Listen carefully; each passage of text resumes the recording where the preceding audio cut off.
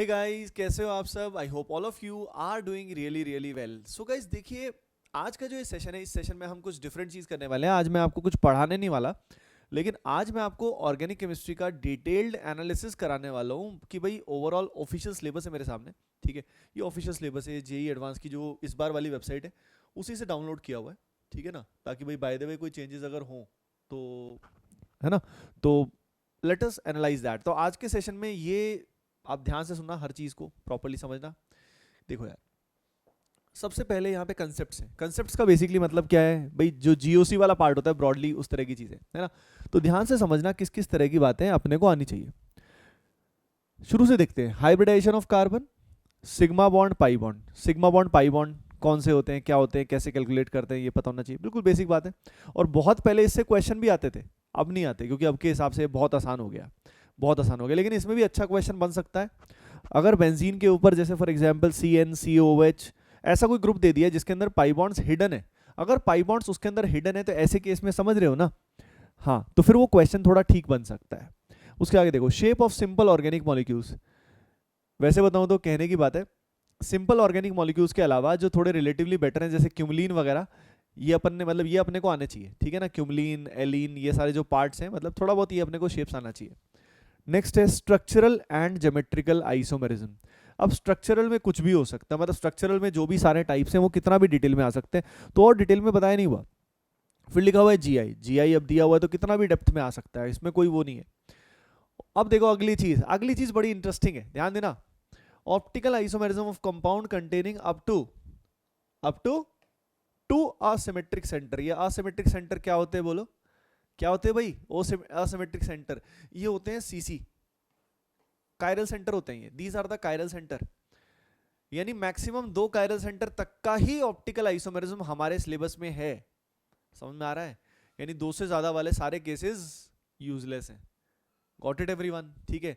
जे advance में तुम देखोगे, you will be surprise to see कि किसी में भी कायरल सेंटर 2 से ज्यादा तुम्हें नहीं मिलेंगे, क्योंकि 2 से ज्यादा थिंग्स बिकम्स कॉम्प्लिकेटेड। लेकिन हम करते हैं, अपन करते हैं, लेकिन ना करें चलेगा, कोई दिक्कत नहीं है ना। वो जो बड़े बड़े क्वेश्चंस होते हैं, 5 कायरल सेंटर, 4 सिमेट्री आ गई, ये आ गई, नॉट नीडेड। लेकिन 2 तक वाला कोई भी आ सकता है, 2 कायरल सेंटर, पाई बॉन्ड, कुछ भी आ सकता है। उसमें अच्छे अच्छे क्वेश्चन आ चुके हैं पहले जेईई एडवांस में। अगली चीज नोट करो, RS and EZ nomenclature excluded. RS और EZ से डायरेक्ट क्वेश्चन नहीं आ सकता, समझ रहे हो ना। लेकिन हाँ, एप्लीकेशन यूज कभी कभी अपन करते हैं तो वो अलग चीज है। ठीक है, ऑप्टिकल आइसोमेरिज्म में यूज तो हम करते ही हैं कि अस्त्र शस्त्र होता है, लेकिन RS नॉमेनक्लेचर नहीं आ सकता, पूछ नहीं सकता वो आर पे कहाँ पे आर है, कहाँ पे एस है। क्लियर है? अगली चीज IPC नॉमेनक्लेचर, ध्यान से देखो। अभी क्या लिखा हुआ? Simple organic compounds. ये नहीं कि कुछ भी पूछ लिया, जैसे IPC नेमिंग में किसी भी तरह के क्वेश्चंस हो सकते हैं। लेकिन आप देख रहे हो ना, क्लियरली लिखा हुआ है हाइड्रोकार्बन मोनोफंक्शनल एंड बाई फंक्शनल, यानी मैक्सिमम कितना है? By functional. समझ रहे हो? बाई फंक्शनल मतलब 2 आएंगे, 2 से ज्यादा फंक्शनल ग्रुप नहीं होंगे। ऐसा नहीं होगा कि एसिड के साथ अल्कोहल भी, अमाइन भी, एसिड क्लोराइड भी, अमाइड भी, 5-6 ग्रुप दे दिए, सब दे दिया, ऐसा नहीं होता। Got it everyone? मतलब वो नहीं आते। अगली चीज confirmations of ethane and butane. ठीक है, न्यूमन प्रोजेक्शंस क्लियरली मेंशन्ड है। कंफर्मेशंस में न्यूमन ही आएगा। सोहर्स वगैरह भी, सोहर्स वगैरह इसमें यूज कर लेते हैं वैसे, पर इसमें न्यूमन प्रोजेक्शंस इथेन ब्यूटेन और उसके वेरिएशन, ऑब्वियसली इसके वेरिएशन आते हैं। ठीक है, अब इसके वेरिएशंस कुछ भी आ सकते हैं, आने को तो एनीथिंग इज पॉसिबल। और लेकिन इथेन ब्यूटेन कहने का मतलब ये है कि इसमें साइक्लिक कन्फर्मेशंस नहीं। साइक्लिक कन्फर्मेशंस क्या होते हैं? अपने चेयर बोर्ड, ट्विस्ट बोर्ड, ये सब आप चेक करोगे तो जेईई एडवांस में उससे क्वेश्चन नहीं आता है ना। लेकिन स्टिल बेसिक लेवल की नॉलेज, दैट इज फाइन। लेकिन एक्सियल, इक्वेटोरियल, फ्लिपिंग, ये वो, समझ रहे हो कितना तूफान मचा रखा होता है ऑर्गेनिक केमिस्ट्री में। लेकिन आप सच्चाई देखो और वेरीफाई भी कर सकते हो, हर चीज़ को तुम प्रीवियस ईयर क्वेश्चन से वेरीफाई कर सकते हो। आप काफ़ी स्टूडेंट्स के लिए ये वीडियो एक्चुअली गेम चेंजिंग होगा, आई ओपनिंग होगा, जिससे आपको दिखेगा कि यार पूरी तैयारी को हमें अपनी एनर्जी को कहाँ चैनलाइज करना है, कहाँ हमको एनर्जी को लगाना है। बात समझ में आ रही है? ठीक है। अगली चीज़ रेजोनेंस हाइपर कॉन्जुगेशन, कितना भी डिटेल में पूछ सकते हैं। कीटो इनॉल टोटोमेरिज्म, देखो टोटोमेरिज्म बहुत टाइप का होता है। ठीक है, बहुत टाइप का होता है, लेकिन उसमें एक टाइप है कीटो इनॉल। तो कीटो इनॉल तुम्हें अच्छे से आना चाहिए। बात समझ में आई? कीटो इनॉल, सिर्फ कीटो इनॉल। ठीक है। Determination of empirical and molecular formula of simple compound combustion method, ये बहुत इंपॉर्टेंट है, ये जेईई मेन के लिए भी बड़ा इंपॉर्टेंट है। कंबशन वाला मेथड है ना, आता है ना सभी को, उसके हिसाब से इंपेरिकल फार्मूला वगैरह ये सब जेईई मेन में बहुत ट्रेंड है यार, एडवांस में तो आता ही आता है। हाइड्रोजन बॉन्डिंग, हाइड्रोजन बॉन्डिंग, ठीक है, क्या लिखा हुआ है डेफिनेशन, हाँ हाइड्रोजन बॉन्डिंग के बारे में, एल्कोहल्स एंड कार्बोक्सिलिक एसिड की प्रॉपर्टीज पे क्या फर्क पड़ेगा। Purely alcohol and carboxylic acid दिया हुआ है तो आप इन्हीं को ढंग से पढ़ सकते हो प्योरली कि इनकी प्रॉपर्टीज पे, जैसे एल्कोहल और इनका बॉइलिंग पॉइंट ज्यादा होता है, कार्बोक्सिलिक एसिड का और भी ज्यादा होता है। Inductive and resonance effect on acidity and basicity, resonance और इंडक्टिव का क्या फर्क पड़ता है एसिडिक स्ट्रेंथ और बेसिक स्ट्रेंथ पे, वो है यहाँ पे, ठीक है। Polarity and inductive in alkyl halide, reactive intermediate, भाई रिएक्टिव इंटरमीडिएट कौन से, बोलो भाई, जानते हो ना सभी के सभी, हाँ ठीक है। बॉन्ड ब्रेकिंग फॉर्मेशन देखो क्लियरली मेंशन्ड है, स्टेबिलिटी, कार्बोकेटाइन कार्बेनाइन फ्री रेडिकल की स्टेबिलिटी ये ढंग से आनी चाहिए, हर लेवल की आनी चाहिए, ठीक है। अब देखो मैं आपको क्लियरली बताऊं तो जैसे वो अपना डांसिंग रेजोनेंस वाला सीपीएम केटायन है, या कई सारे ऐसे पर्टिकुलर चीज़ें होती हैं जो एक्सेप्शनल है, वो नॉर्मली आप देखोगे तो जेई एडवांस में वैसी चीज़ आती नहीं है, आने को आ तो सकती है, जब बोल दिया स्टेबिलिटी ऑफ केटायन तो आ सकती है, लेकिन एडवांस वाले नॉर्मली क्या करते हैं, वो एक्सेप्शनल जो होता है सडनली वो नहीं देते, ठीक है। But actually it might be possible, who knows, ठीक है, कि वो दे दिया या समथिंग, तो मतलब थोड़ा एडिशनल चलना पड़ता है कभी कभी, है ना। Next, preparation and reaction of alkanes, यहाँ पे देखो एल्केन्स की बात है, ठीक है। Physical properties, melting point, boiling point, density, इससे क्वेश्चन नॉर्मली आया नहीं है, मैं क्लियरली बताऊं तो एल्केन्स से फिजिकल प्रॉपर्टीज से नहीं आया, पर तुम्हें ढंग से आना चाहिए एक एक लाइन, हु नोज आ जाए, वैसे आने के चांस कम है, मैं क्लियरली बोलूं तो काफी कम है। कंबशन एंड हेलोजिनेशन, एल्केन की रिएक्शंस में आप देख रहे हो सारी रिएक्शन नहीं है, सिर्फ इतनी रिएक्शन है एल्केन्स में, क्या क्या एडवांस में, देखो एडवांस में कम चीजें होती हैं, बस गहराई में होती है। क्या दिया हुआ है, हेलो हेलो, हाँ हेलो हेलो, हाँ ठीक है ठीक है, डर लगता है कभी कभी बीच बीच में ना ये ठुल्लू, मतलब पता लगे फैल गया हो। तो यहाँ पे कंबशन दिया हुआ है, हेलोजिनेशन दिया हुआ है, हेलोजिनेशन समझ गए ना, फोटो हेलोजिनेशन वाला पार्ट जो अपना है वो दिया हुआ है यहाँ पे, ठीक है। अब उसके बाद क्या दिया हुआ है, एल्केन का preparation by Wurtz and decarboxylation, समझ रहे हो, डीकार्बोक्सिलेशन में क्या आ जाएगा, सोडा लाइम आ जाएगा और कोलबे भी आ जाएगा। कोलबे वैसे नॉर्मली आप देखोगे तो नहीं मिलेगा, दिया भी नहीं हुआ इसमें, कोलबे इलेक्ट्रोलाइसिस, लेकिन उसमें भी CO2 तो निकल ही रहा होता है, CO2 तो निकल ही रहा होता है, तो डीकार्बोक्सिलेशन तो वो भी है, तो वुड्स कोलबे, समझ गए, हाँ ठीक है। लेकिन क्लियरली वुड्स दिया हुआ है तो वुड्स की वेरिएशन भी कर सकते हो, ठीक है, और डीकार्बोक्सिलेशन कर सकते हो, बात समझ में आई, नहीं इतना ही है बस, है ना।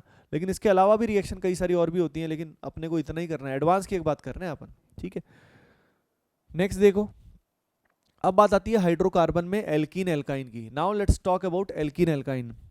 फिजिकल प्रॉपर्टीज है लेकिन आता नहीं है नॉर्मली, फिजिकल प्रॉपर्टीज में बस acidic strength, dipole moment, dipole moment वाला पार्ट आ जाता है, डाइपोल मोमेंट आ जाता है। एल्काइंस का एसिडिटी याद है ना तुम्हें, कॉर्नर से H निकलता है टर्मिनल एल्काइंस का, वो H निकल के वहाँ पे टॉलरेंस टेस्ट भी देता है, वो सिल्वर मिरर नहीं बनाता, टॉलरेंस टेस्ट देता है, और उसके अलावा क्या करता है, अमोनियकल CO2Cl2 के साथ reddish brown PPT acetylide formation करता है, तो ये एसिडिक वाला हो गया। ये acid catalyse hydration of alkene alkyne, ध्यान से देखो अब क्या दिया हुआ है, acid catalyse hydration of alkene and alkyne. अब देखो क्या लिखा हुआ है, excluding the stereochemistry of addition and elimination.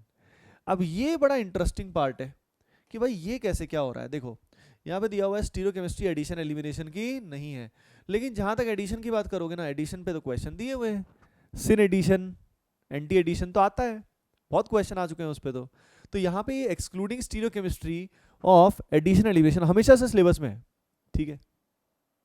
तो ये इसका क्या चक्कर है, तो पॉइंट इज दैट, मतलब इट माइट बी पॉसिबल कि ये पर्टिकुलरली इन पर्टिकुलर क्वेश्चन के अंदर बोल रहा हूँ।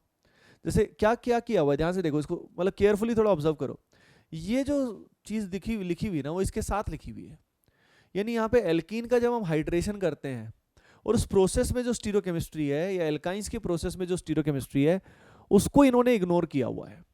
ये जो एसिड कैटलाइज हाइड्रेशन होता है कौन सा होता है बताओ, ये होता है अपना OMDM।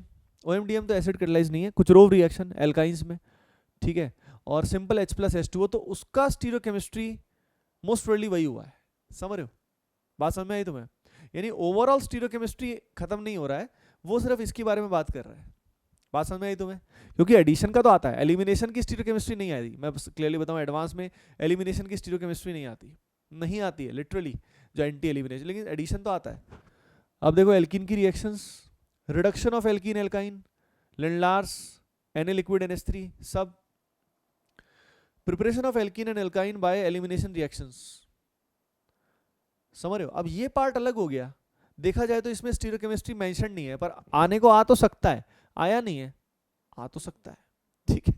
अगली चीज इलेक्ट्रोफिलिक एडिशन रिएक्शन जो है, अब ये अलग रिएक्शन हो गई। तो यहाँ पे जो लिखा हुआ है और यहाँ जो लिखा हुआ है, यहाँ लिखा नहीं हुआ ना, तो हेलोजिनेशन और इन सब का स्टीरियोकेमिस्ट्री तो आता है। बात समझ में आई मैं क्या कह रहा हूँ?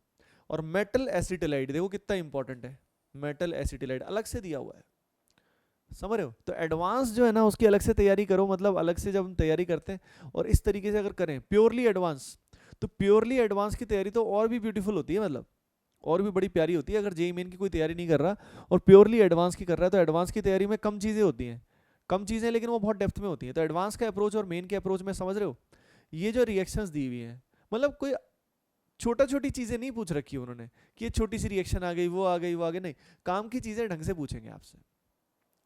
आई होप ज्ञान चक्षु खुले होंगे तुम्हारे।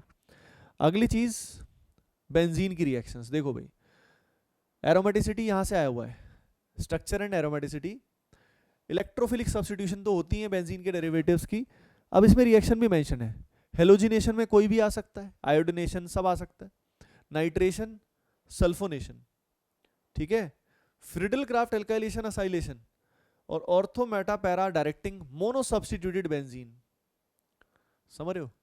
ये बड़ा इंपॉर्टेंट बात है कि यहाँ पे अगर बेंजीन के अंदर मोनो सब्स्टिट्यूशन है, मल्टीपल नहीं कि 2 3 4 दे दिए, ठीक है, वैसे आए हुए हैं क्वेश्चन मोनो सब्स्टिट्यूटेड के अलावा भी आए हुए हैं, लेकिन पॉइंट इज दैट कि ठीक है, थोड़ा बहुत हल्का फुल्का एक्सटेंड कभी कभी कर लेते हैं, लेकिन नॉर्मली नहीं करते, normally they don't cross the line. Okay, अब देखो यही रिएक्शन जो बेंजीन की है वही फिनॉल की दी हुई है, एसिडिक स्ट्रेंथ और इलेक्ट्रोफिलिक सब्स्टिट्यूशन। कौन कौन सी दी हुई है मेंशन किया हुआ है क्लियरली, वही 3, हेलोजिनेशन, नाइट्रेशन, सल्फोनेशन। उसके अलावा फिनॉल्स में कौन सी रिएक्शन है, रेमर-टिमन और कोलबेज रिएक्शन। समझ रहे हो ना, जिसमें अपना सैलिसिलिक एसिड बन जाता है और जिससे एस्पिरिन बन जाता है, और रेमर-टिमन फिक्स है, मतलब वही डेप्थ में आएगा, इनमें से ही फिक्स है। यानी एडवांस की तैयारी आसान होती है ऑर्गेनिक की, लेकिन क्वेश्चन बहुत अच्छे लेवल के आते हैं। तैयारी in the sense syllabus limited होता है, तैयारी आसान होती है, मैंने थोड़ा गलत बोल दिया, सॉरी डिपेंड करता है, पर्सन टू पर्सन डिपेंड करता है, ठीक है, कैसे आपके बेसिक्स रहे हैं उस पर डिपेंड करता है। नेक्स्ट देखो, characteristic reaction of the following including the mentioned above. देखो ध्यान रखना, लिखा हुआ है इनकी characteristic reactions including those mentioned above, जो ऊपर थे उनकी भी कैरेक्टरिस्टिक रिएक्शंस, यानी अलग से नहीं बताया हुआ उन्होंने, ये तो है ही, और ऊपर वाले जो थे उनकी भी रिएक्शंस तो ऊपर जितने भी हैं उनकी रिएक्शंस आ गई। अब वो एक जनरल स्टेटमेंट है, उसमें ऐसे तो कुछ भी आ सकता है, बात समझ में आ रही है, लेकिन इनमें से ही आता है, आप वेरीफाई करोगे तो आपको इनमें ही मिलेगी। अब आ गया एल्काइल हैलाइड रीअरेंजमेंट, रीअरेंजमेंट की बात आ गई, तो रिंग एक्सपेंशन भी हो सकता है, कॉन्ट्रैक्शन भी हो सकता है, कुछ भी हो सकता है, मिथाइल शिफ्ट और हाइड्राइड शिफ्ट ये सब तो होता ही है, तो रीअरेंजमेंट में कुछ भी हो सकता है देखा जाए तो, लेकिन यहाँ पे देखा जाए तो क्लियरली मेंशन्ड है एल्काइल कार्बोकेटाइन एल्काइल कार्बोकेटाइन की रीअरेंजमेंट की बात कर रहा है ये, बट स्टिल डेप्थ में जा सकते हैं। ग्रिग्नार्ड की रिएक्शन देखो अलग से लिखा हुआ है, न्यूक्लियोफिलिक सब्स्टिट्यूशन रिएक्शंस में सब आ गया, SN1 SN2 वगैरह सब आ गया। एल्कोहल्स की रिएक्शन देखो, अब एल्कोहल्स आ गया, एल्काइल हैलाइड, फिर देखो एल्कोहल्स, एल्कोहल्स में देखो एस्टेरिफिकेशन, डिहाइड्रेशन, ठीक है, डिहाइड्रेशन जो E1 मैकेनिज्म है, ऑक्सीडेशन, ठीक है, उसके बाद एल्कोहल की जो सोडियम फॉस्फोरस हैलाइड्स के साथ रिएक्शन होती है, सोडियम के साथ एक होती है ना, H निकाल लेता है ना, सोडियम एक्टिव मेटल H निकाल लेता है, फॉस्फोरस हैलाइड के साथ क्या होता है, वो होता है ना OH हट के Cl आ जाता है, Br आ जाता है, वो सब रिएक्शन। ZnCl2HCl क्या है भाई, ये Lucas reagent, Lucas reagent. Alcohol का एल्डिहाइड कीटोन में कन्वर्जन, भाई ऑक्सीडेशन ही है ये, ऑक्सीडेशन है। अब ईथर्स, ईथर्स में विलियमसन, विलियमसन हो गया, बस यही है, ध्यान से देखो। शॉकिंग बात यह है कि इसमें हाइड्रोलिसिस और HI नहीं दिया हुआ, ये मैंने अभी नोटिस किया कि ईथर्स का बस प्रिपरेशन दिया हुआ है, ईथर्स का HI एंड हाइड्रोलिसिस वाला रिएक्शन जो बहुत डिटेल में बताया जाता है वो नहीं इसमें दिया हुआ। तो इतने सालों के बाद मुझे भी वेरीफाई करना पड़ेगा कि सही में वो है, मतलब क्वेश्चन आया कि नहीं आया, I have to check it out.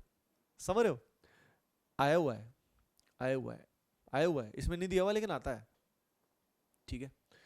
Okay, next aldehyde ketone का ऑक्सीडेशन रिडक्शन। अब देखो उसके बाद ऑक्साइम हाइड्राजोन, अब देखो रिएक्शन जो नेम्ड रिएक्शन पर बोलते हैं, aldol, aldol condensation, Perkin, Perkin mains में नहीं है एडवांस में है, ठीक है।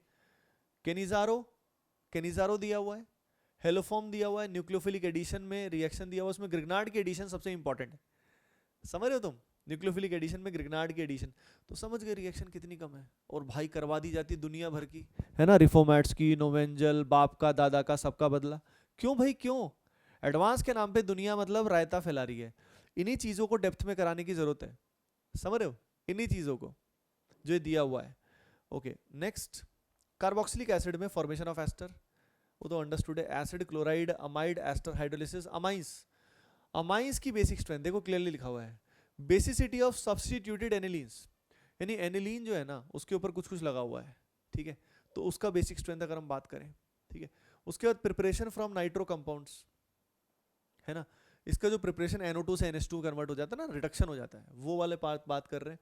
रिएक्शन विद नाइट्रस एसिड बहुत इंपॉर्टेंट है, डाइजोनियम वाला जो रिएक्शन है, diazonium salt, coupling reaction, Sandmeyer and related reaction, यानी डाइजोनियम की सारी रिएक्शन, क्लियर है, डाइजोनियम बहुत इंपॉर्टेंट, कार्बाइल अमाइन रिएक्शन, वही रेमोटिमन के साथ लिंक कर सकते हो, हेलोएरिन्स यानी बेंजीन पे ClBr ऐसा कुछ आ जाए, तो SNAR याद है आपको, न्यूक्लियोफिलिक एरोमेटिक, लेकिन इसमें क्या नहीं है ध्यान से देखो, excluding benzyne mechanism and cine substitution, excluding benzyne mechanism and cine substitution, वो नहीं है, बात समझ में आई क्या मैं क्या कह रहा हूँ, समझ रहे हो ना, बेंजाइन वगैरह जो होता है ना, वो Na लिक्विड NH3 वाला, NaNH2 प्लस लिक्विड NH3, वो नहीं है इसमें। कार्बोहाइड्रेट, क्लियरली सिंपल सी बात मेंशन है, मोनो एंड डाइसेक्राइड, ठीक है, ध्यान से देखो इसके अंदर मोनो है, डाई है, ठीक है, और इसमें ग्लूकोज दिया हुआ है, सुक्रोज दिया हुआ है, लेकिन बाकी जो पार्ट है एनसीईआरटी में वो भी कर लेने चाहिए अपने को, उनकी जो रिएक्शन है, ग्लाइकोसाइड कैसे बनता है और सुक्रोज का हाइड्रोलिसिस, ये पार्ट दिया हुआ है, यानी देखा जाए तो यहाँ पे पॉलीसेक्राइड की बात नहीं की हुई, सिर्फ मोनो एंड डाइसेक्राइड्स को ही डिटेल में बस उतनी सी बात की हुई है, लेकिन क्या हमें करना चाहिए, थोड़ा सा एडिशनल तो चलना चाहिए, स्टार्च, सेलुलोज ये सब अपने को आना चाहिए, क्लियर है। ओके अब देखो, amino acid and peptide, protein नहीं है, ध्यान देना, क्लियरली मेंशन्ड है, only primary structure of peptide, protein नहीं है। पेप्टाइड कैसे आपस में कनेक्ट होते हैं, आइसोइलेक्ट्रिक पॉइंट, फिजिकल प्रॉपर्टीज में आइसोइलेक्ट्रिक पॉइंट भी आ गया, समझ रहे हो, ज्विटराइन फॉर्मेशन, ये अमीनो एसिड का सबसे इंपॉर्टेंट है, लेकिन जनरल स्ट्रक्चर में सारे आ गए ना, असेंशियल कौन से, नॉन असेंशियल कौन से, ये सारी चीज अपने को पता होनी चाहिए, लेकिन प्रोटीन वाला पार्ट नहीं है, डीएनए, आरएनए, विटामिन, ये सब चीज नहीं है। अगली चीज पॉलीमर्स, देखो भाई पॉलीमर्स में नॉर्मली इन्हीं के वेरिएशन आते हैं, एग्जैक्ट ये और या इनके वेरिएशन, जैसे नेचुरल रबर है तो इसके वेरिएशन कई सारे होते हैं, बुना एन, बुना एस, ये वो, लेकिन एनसीईआरटी में दिया हुआ सुफिशिएंट है, लेकिन मेन है प्रोसेस आना चाहिए कि कैसे वो होता है, और देखो ध्यान से देखो यूजेस भी लिखा हुआ है, तो इनके यूजेस भी अपने को पता होने चाहिए, हु नोज कब यूजेस से क्वेश्चन आ जाए, एडवांस में नॉर्मली डालते नहीं है, मेमोरी बेस्ड वाले पर डाल देते हैं कभी कभी।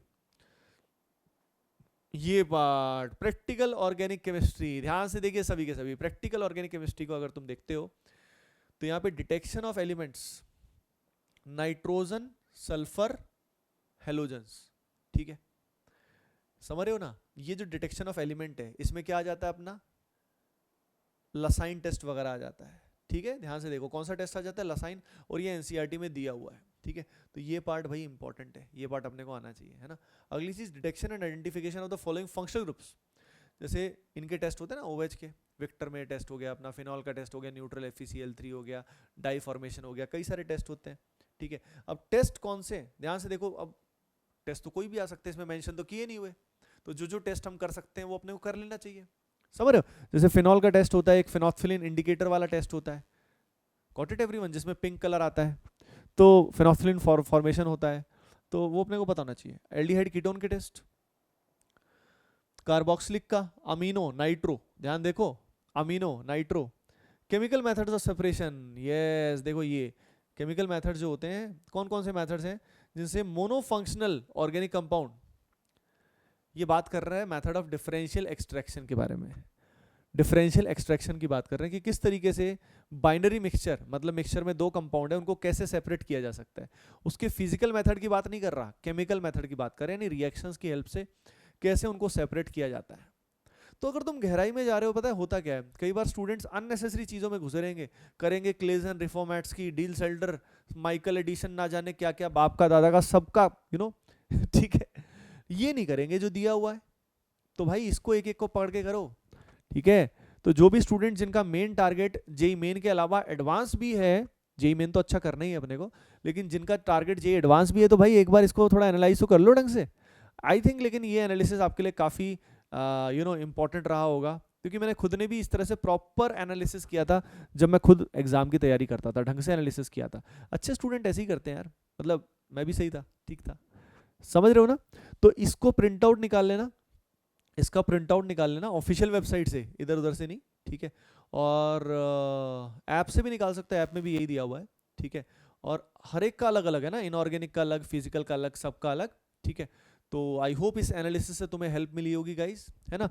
ज़रूर मुझे फीडबैक देना ये एनालिसिस आपको कैसा लगा, ठीक है, क्योंकि ये वीडियो यूट्यूब पे तो नहीं जा रहा है, ठीक है, क्या पता बाद में चला भी जाए, हु नोस लेकिन अभी तो नहीं जा रहा है। और आप टेलीग्राम ग्रुप पे बता सकते हो कि आपको कैसा लगा एनालिसिस, एंड इसको अप्लाई करना है। सबसे मेन बात, कैसा लगा, जो भी लगा अच्छा ही लगा होगा ऑब्वियसली यार, लेकिन सबसे इंपॉर्टेंट है इसको अप्लाई करना। Got it guys. बस तुम अच्छे से तैयारी करते रहो यार, बढ़िया से, बिल्कुल फुल पावर, ठीक है। लाइट नहीं लेना है, और टेस्ट अच्छे से दो, टेस्ट अच्छे से दो सारे के सारे, ठीक है ना, जो आपको मिल रहे हैं टेस्ट वो, ठीक है। और जिन्होंने ATP online test series join कर रखी है, बहुत ही सही टेस्ट है उसके, मैं आपको बता रहा हूँ, बहुत फायदा होने वाला है, ठीक है। उनको सारे टेस्ट को दो, जिनने भी ज्वाइन कर रखी है। जिनने नहीं की हुई वो अभी भी ज्वाइन कर सकते हैं। जिनने बाय द वे एओटीएस ज्वाइन अभी तक नहीं किया हुआ है, अभी भी ज्वाइन कर सकते हो, बहुत ही इकोनॉमिकल है, अफोर्डेबल है, कर सकते हो, समझ रहे हो ना। फायदा हो जाएगा, क्योंकि इस समय टेस्ट देना, एनालिसिस करना ही सबसे इंपॉर्टेंट है, ठीक है। चलो guys, that is it, bye bye, see you, love you all.